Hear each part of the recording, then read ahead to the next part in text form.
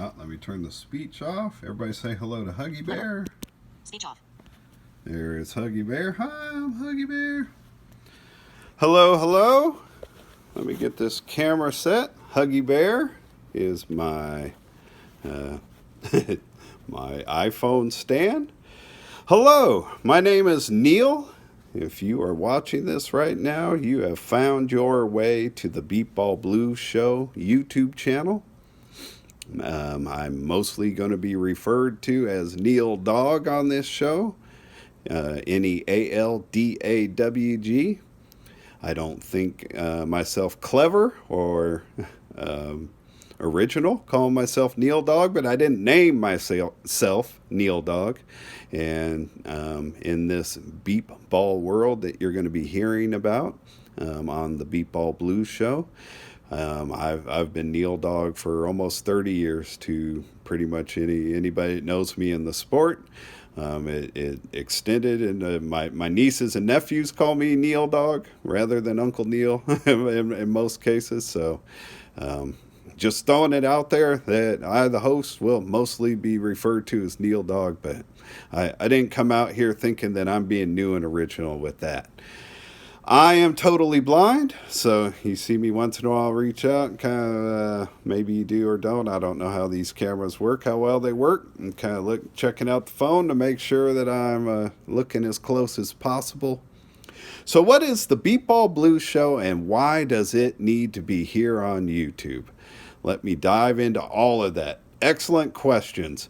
Before I do a little YouTube business, I guess I want to get out of the way because I know copyright stuff with music is very important. This is not a music show, but I will be always playing some introduction music when I come on the show. The very first, I've been doing this show since March 31st, so I'll be uploading all of the shows I've done already. The very first show I did, I used the song "See the Light" by the Jeff Healey Band to open my show. I didn't play the whole thing. I probably didn't even play half of it.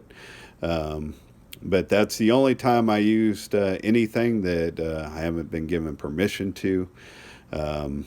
I now use music by a band from here in Sacramento called the Beer Dogs. They haven't been an active band since 2006. They still do a little bit of reunion stuff, but they've more or less gone different directions. But Slim Bob Pierce, B-A-W-B, Slim Bob Pierce, owns all the copyright to material to all the Beer Dog stuff, and I have full permission from Bob to use the Beer Dog music in any way I want to. So I just wanted to get that out there. Excuse me. So, what is the Beepball Blues Show, and why does it need to be here, or why am I bringing it here to YouTube? So, Beep Baseball is the blind athlete's version of baseball. It's been around for longer than 45 years, but the National Beep Baseball Association has been around for 45 years now. The Beep Baseball World Series, held every year towards the end of July, beginning of August, depending on the year, is a 5-day tournament that includes 20 or more teams each year. It's a 5-day double elimination, if I didn't say that, tournament. Very grueling tournament, very physically demanding tournament.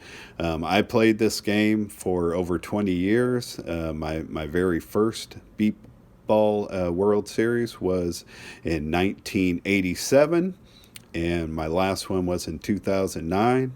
I mostly, not completely, mostly played for a team that I helped build called the West Coast Dogs.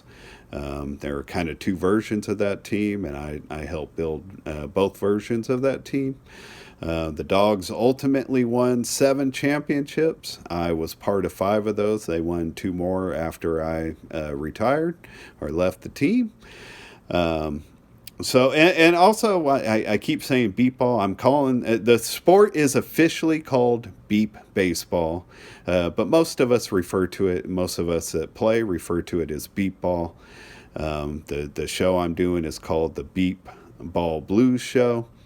I started it at the beginning of the pandemic, more or less. A lot of people were doing shows from their house. The Howard Stern show is all of a sudden being done. All of the individuals are at their house. Jimmy Kimmel's doing his show from his house.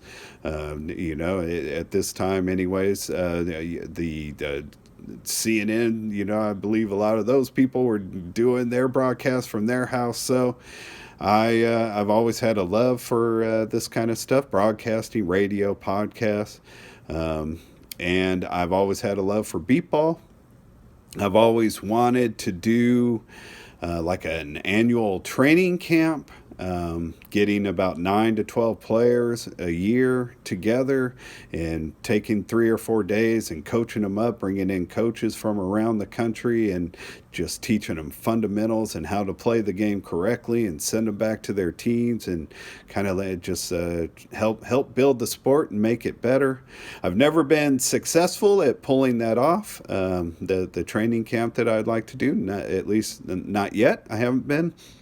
But I got the idea, I guess, as people were doing their shows and broadcasts from home. I figured, why not jump in? In this Beepball group that I'm part of on Facebook called Beepball Nation, there's well over 1,000 members in there. During the Baseball World Series, a lot of games are live streamed through there. Even like games that aren't at the Beepball World Series get streamed through there. So live streaming, Facebook Live in Beepball Nation was pretty popular. So I figured I'm going to use the opportunity to jump in and start trying to help the sport along, through a broadcast. Focus on something each week to improve the game. I called it the Beepball Blues Show because, the pandemic was just starting. Everybody was locked at home and nobody was getting to play or practice. And that's still kind of the case, even though that was over 2 months ago now. That's still more or less the case. It's starting to improve a little, but it's still, we're not back to where everybody's used to be. So that's why I called it the Beepball Blues Show. Figured, people got the blues. It was more than anything. I've been doing the show live at 5 o'clock Pacific every Sunday night. I figured I was doing my best to give people just a little bit of time away from the pandemic each week. And as it's gone on with what was taking place with the murder in Minnesota, it's even I guess more important to try to give people a break from all the stress that's going on around the world. So that's where the Beepball Blues Show came from. My reasons for bringing it to YouTube are threefold, basically. First is most simply wanting to make it more available to more blind people, to be totally direct, wanting to reach out. Even though beep baseball's been around for 45 years, not everybody's heard of it. Most people, if you've randomly found this channel, have never heard of it. I want to make it just available to any blind person around the world that they can get on YouTube that could just possibly happen across this channel and want to check it out. They may want to get involved with the sport. Nothing would make me happier. The same thing is just a random sighted person. We have a lot of sighted people. It's a sport that actually, if you get into watching the other episodes, it's a sport the games are played with sighted and blind people.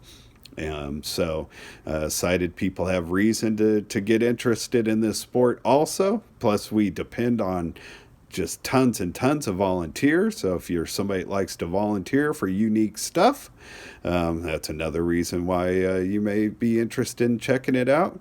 Also, I've tried to make the episodes entertaining. I love entertaining radio podcasts. That's just it. It's been something I've been interested in. I've considered myself a radio junkie for the last 40 years. So I don't want to just show up and talk egghead sports, I guess, and just try to teach and whatever, talk numbers, whatever. I want to have fun with it. I care a lot about my content. I put a lot of thought and effort into each episode that I do. So I want the content to be very good, but I want people to be entertained while we're doing the show, or interested, intrigued, engaged, whatever. I want to deliver enough that keeps people coming back and enjoying the show one way or another. The second reason is I've been working on a book about beep baseball in my time in the sport. I've been working on this book for way too long, so I'm hoping to have it finished sooner than later. I am not ignorant to the fact that when it comes to getting a book published, I'm a nobody that knows nobody. It has no agent, and my shot of getting published is a long shot at best, probably. I accept that, but I'm still going to go for it and try to get it done. And I figure, what better way to try to prove to a publisher that I could sell it? I can talk this sport until I'm blue in my face, a term my mom used to use a lot. I can do that with this sport. I love talking about this sport. I talk about it passionately. I feel passionately. The book I'm writing really is a book of appreciation, and it's because of how much I appreciate this sport and everything it's given to me and other players. So I feel like if there's a publisher out there that just gives me just a small percentage of a chance, there's no better way for me to sell it to that publisher that, look, I can do this. I can talk this sport. I can make people enjoy listening about this sport. So please just give me a chance. and there, again, no better way I think that I'll be able to prove that other than talking directly to them.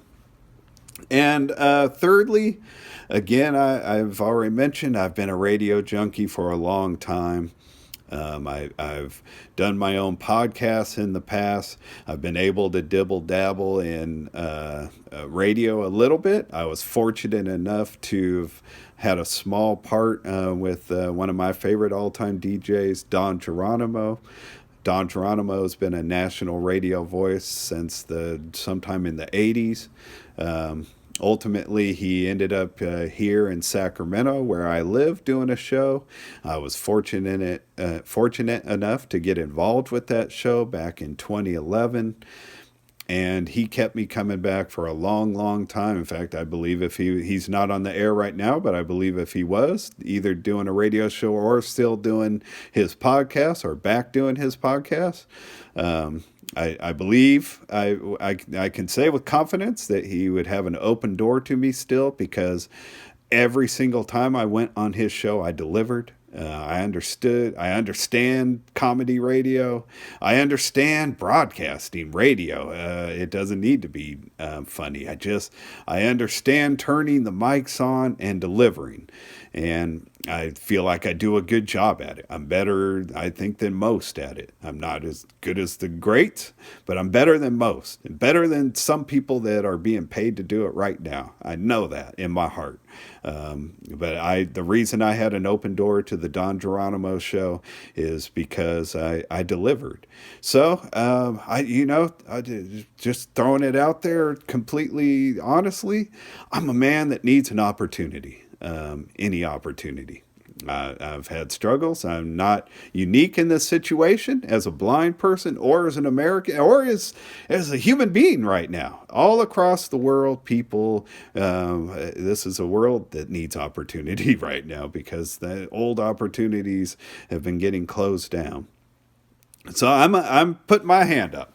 I'm in that mix. I need an opportunity. I've needed one for a while. There's nothing I know more than this or better than this. There's that old saying that if you find something you love, you'll never work a day in your life. Well, everybody that's around the sport of beep baseball loves it. The people that keep coming back and stay with it, but none of them are getting paid for it. If there's any way through, doing this show, to getting the book published, all the above, anything, everything that I can turn that into putting food on my plate, I wouldn't. Nothing would make me happier in this world. So those basically are the three reasons why I am throwing it out here, Ben, to spread the show to as many people as I can, to promote my ability to sell a book when I'm able to get it published, and also because I love doing this. I've loved doing the show, and I love doing this kind of media. And again, I think I'm good at it, so I'm just going to keep throwing it out there. That's what I'll be doing here on this show. That's a basic outline. All of the shows so far have ranged. The shortest, I think, has been about 45 minutes, with the longest being an hour and a half. So I again care a lot about the content. I prepare for each show and try to make them very listenable. As this has kept going on, I've found that the audience I have had has mostly enjoyed really just listening to players and people involved in the sport talking about their experiences. So the show, even though it started out as like a audio video training camp, it really is just turning into a show about beepball.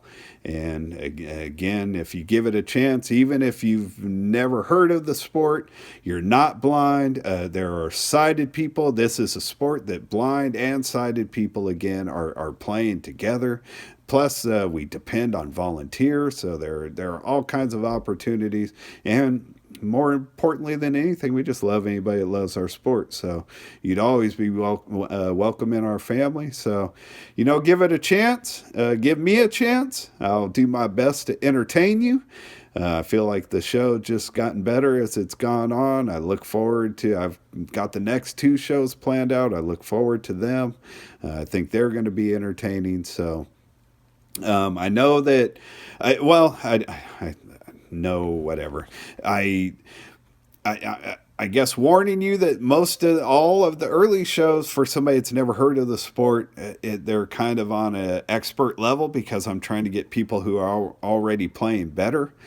But I'm doing a show that's going to be on here called What is Beep Baseball? And even though, yes, I will, along with my co-host of that show, explain how the game is played, but we really will only spend a few minutes explaining how it's played, because it's not that complicated to where you won't be able to understand it. What we're really going to spend time doing is helping you understand why we love it so much. And what that is, what Beep Baseball really is that 5-day Beep Ball World Series that I mentioned already. That is the best thing in the world. That's what hooks people. They may like the sport, but you go to that Beep Baseball World Series, that 5-day tournament, and you battle it out with the other teams that are there over those 5 days. And most of the time we're staying at the same hotels. And so we're breaking bread and sharing drink and sharing stories and fighting and loving and attacking each other, clowning. I mean, it's everything. And that's what that show will mostly be about, is sharing stories and things that have happened, and making people understand what it is about this sport that we love so much. So I hope you stick around. I hope you give this a chance and check it out. I'm dedicated to it. I love it. And I hope you will too. Thank you just for checking this out, because that already means you gave it a chance. I've got to turn the phone around so I could turn the speech back on and turn it off. That's just the way this works technically. So I'll sign off from Huggy Bear. Say goodnight. Good night, Huggy Bear. Let me get the voice. Speech on. Stop recording video button. Thank you, everybody. Take care and be safe and well out there.